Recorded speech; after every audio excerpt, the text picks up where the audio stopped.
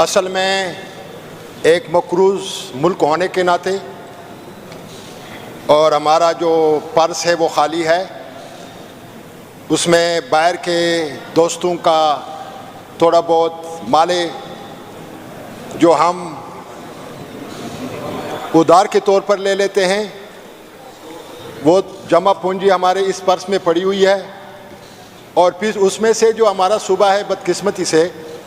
ان کو اپنا شیئر بھی نہیں دیا جا رہا ہے، اور ان حالات میں بھی بجٹ کا کسی بھی طرح سے ضیاع ہونا اور اس کا پراپر یوٹیلائزیشن نہ کرنا میرے خیال میں ہمارے لیے باعث شرم ہے۔ غریب ملک ہونے کے ناطے خاص کر جو ہمارا صوبہ ہے، یہاں پہ لوگوں کو روزگار کا بہت بڑا مسئلہ ہے۔ ہم ایجوکیشن پہ بھی بات کرتے ہیں، صحت پہ بھی بات کرتے ہیں، لیکن اس سے بڑھ کر ایک صحت مند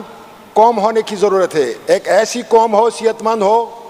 جن کا ذہن بھی کام کر سکے، جو فزیکلی فٹ ہو، اور ہمارے لیڈر کے فرمان کے مطابق ہم جو ہمارے بچے ہیں 40% سٹنٹ گروتھ میں ہیں۔ جو ہمارے بزرگ ہیں وہ اپنی عمر سے پہلے ایکسپائر ہو جاتے ہیں۔ ہماری بہنیں، ہماری مائیں وہ اپنے گھروں میں ٹینشن میں رہتی ہے۔ Long term, short term utilisation, اور پھر یہ بھی بدقسمتی کی بات ہے، روایتاً جو ہم سنتے چلے آ رہے ہیں،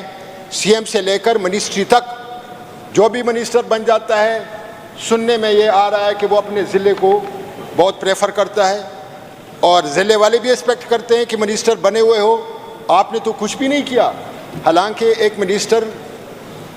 کی ذمہ داری پورے صوبے کی ہوتی ہے۔ اور اسی طرح جو روایتاً ہم چلے جا رہے ہیں اوندے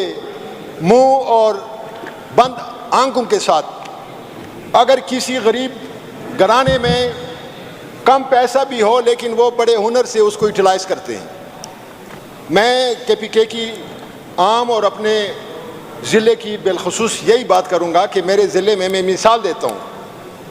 وہاں کے جو آرگینک چلغوزہ ہے، اربوں کا ایک ہمارا پروجیکٹ چل سکتا ہے۔ میرے ضلع کے جو فصلیں ہیں، وہاں کے فروٹ، وہاں کے سبزیات، وہ پاکستان کے دوسرے علاقوں کی نسبت ان کی قیمت بھی بہت زیادہ ہے اور ان کا ذائقہ بھی بہت اعلیٰ ہوتا ہے۔ جو بجٹ کے پچھلے بجٹ میں جو ہوا ہے، جو آنے والی بجٹ میں ہے، میں نے بار بار اپنے ڈپارٹمنٹ کے تھرو یہ انسسٹ کرتا رہا ہوں کہ ہمیں پانی کا بہت شدید مسئلہ ہے، اور ہمارے ملک میں خاص کر پھر ہمارے صوبے میں پانی سے ہم ڈیمیج ہو جاتے ہیں، بجائے اس کے کہ ہم پانی کو پراپر یوٹیلائز کر سکیں اور لوگوں کو صحیح طریقے سے کوئی زندگی دے سکیں، ہم اس پہ فوکس نہیں کرتے۔ اور یہاں پر حال یہ ہو رہا ہے کہ دوسری طرف بدامنی، اور ہمارے وہ نوجوان جو ہمارے ملک کا سرمایہ ہے، وہ ہم سے ملک سے باہر چلے جاتے ہیں، جو رہ جاتے ہیں وہ کسی غلط راستے پر گامزن ہو جاتے ہیں، اور درد سر ادھر آپ کو بھی ہوتا ہے، پورے ملک کو بھی ہے، اور اس بدامنی میں بھی رہ کر ہم اپنے حلقے میں کوشش کرتے ہیں کہ لوگوں کو امید ملے۔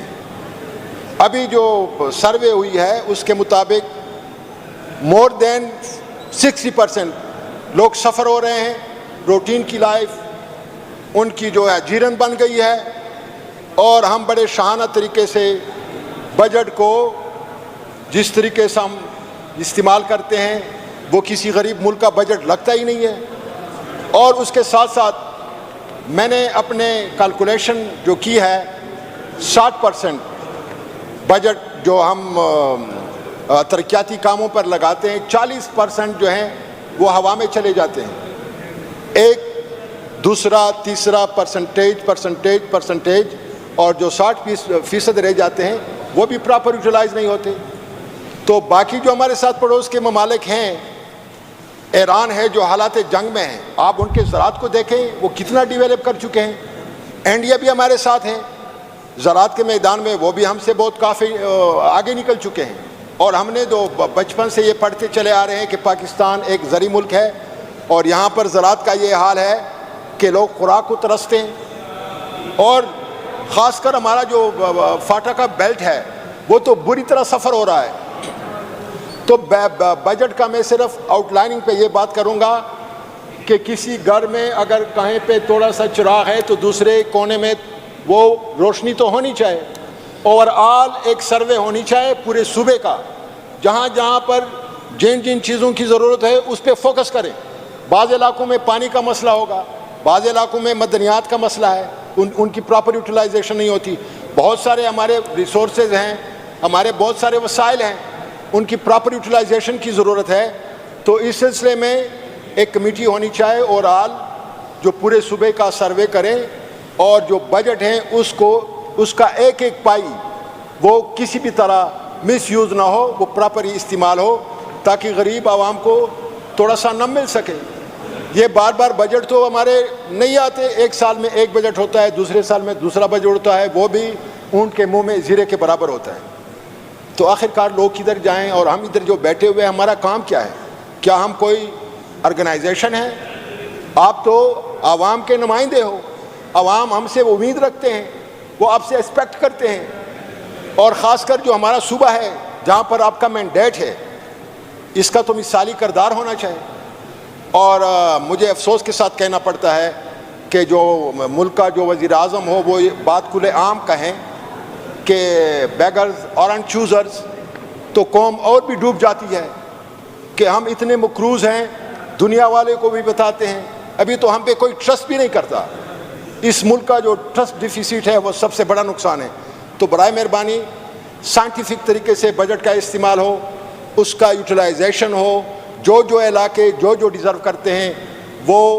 ان کو علاقوں کو ملنا چاہیے، تاکہ وہ علاقے اپنے لوکل لیول پہ وہ ریسورسز ڈیولپ کریں۔ میں یقین سے کہہ سکتا ہوں اگر میں 5 سال آپ میرے ویژن کے مطابق میرے حلقے پہ آپ انویسٹمنٹ کریں گے تو 5 سال کے بعد ہم آپ کو بطور ٹیکس پیسہ بھی واپس دے سکتے ہیں، اور لوگوں کی زندگی بھی چینج ہو سکتی ہے۔ Thank you speaker. Thank you.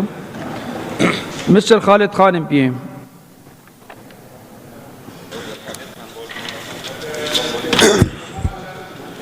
بسم اللہ الرحمن الرحیم۔